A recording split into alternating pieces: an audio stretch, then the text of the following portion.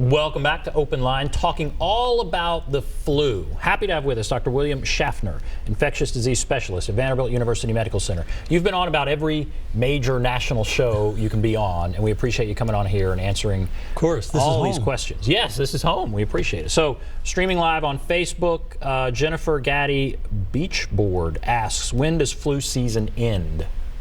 I want to say, Jennifer, it ends when it's over. But more seriously, flu usually peaks in the United States in February, sometimes a little earlier, sometimes later. It'll probably peak in February, and then it tapers off through March. And by the time we get to April, there's just a smattering of cases left. So that's the usual pattern. Because things got started a little early this year, does that mean maybe it's peaking early and it'll go away early? Fingers crossed. It's possible. I'd like it to go away as quickly as possible.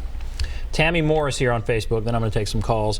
My daughter went to the doctor today with 100.5 fever, sneezing, coughing, and was diagnosed with bronchitis and just got the Z-Pack. How can you diminish bronchitis/pneumonia versus the flu? You know, that's actually, it's not very easy, and they're probably both.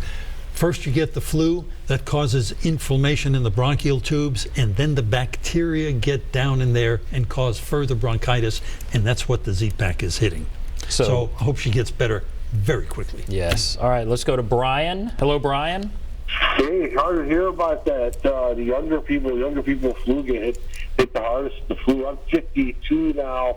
But hey, listen, this is the 100th anniversary of the great flu of 1918 that killed a lot of people. I don't know if the doc remembers that. It was a little bit before his time, but you know that wasn't. You know, if you think about the great scheme of things, that was a pretty big deal. And I'm wondering if you ever read the book by Stephen King, The Stand, with Captain Trips and the super flu.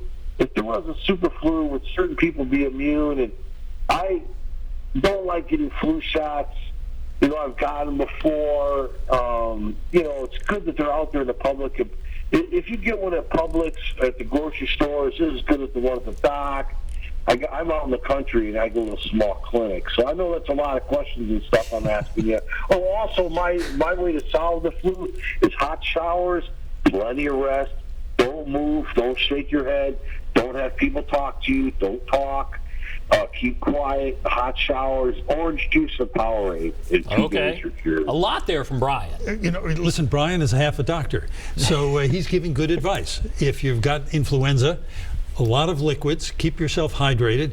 The hot showers are good because they keep the mucous membranes moist, and if you've got stuffy nose and stuff, that'll help drain it out. It is the 100th anniversary of the great 1917-1918 influenza pandemic that went around the world, and that was the worst that we had ever seen. Nothing ever has happened that bad since, thank goodness. I studied about that a little bit, but I feel like it's not talked about too much, and the magnitude of that is really astounding when you look at how many people died and just the impact that had. What do you think it was? Were we just not prepared? Or was that just the worst strain that we've seen in 100 years? Why do you think it was so bad then? So if you have 3 or 4 infectious disease historians in the room, they'll give you 8 opinions about that. But basically, it's probably a combination of 2 things.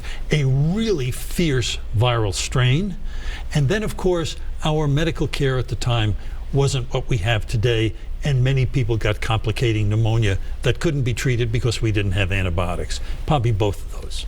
Fascinating. All right, let's go to Chris. Hello, Chris. Yeah. Go right ahead. What's on your mind? My question is, I'm a cancer patient. I have stage 3 inoperable lung cancer. And I've already gone through treatments of chemo and radiation, 7 weeks of that, which ended about 6 weeks ago.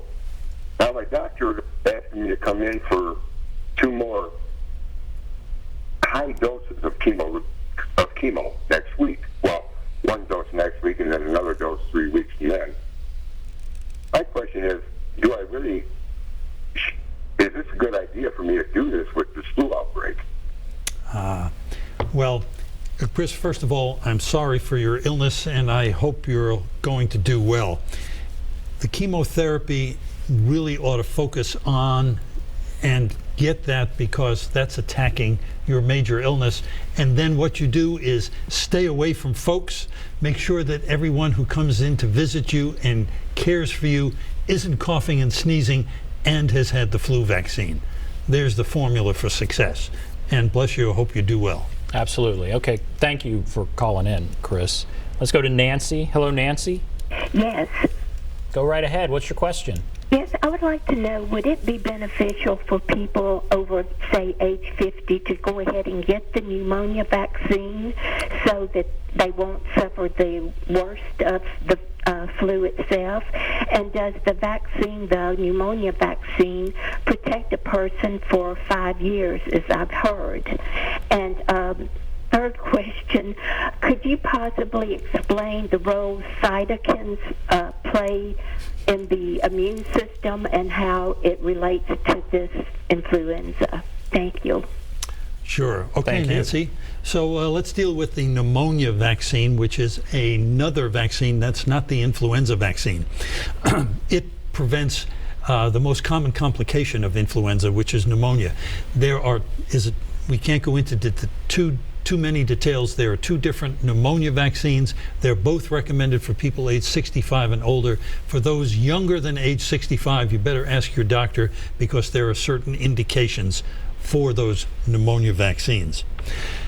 Now, Nancy asked about this fancy scientific term, cytokines. Right. They're part of our inflammatory response, and if that inflammatory response is overwhelming and overly strong, that can make you sick, and that's actually called, Nancy, cytokine storm.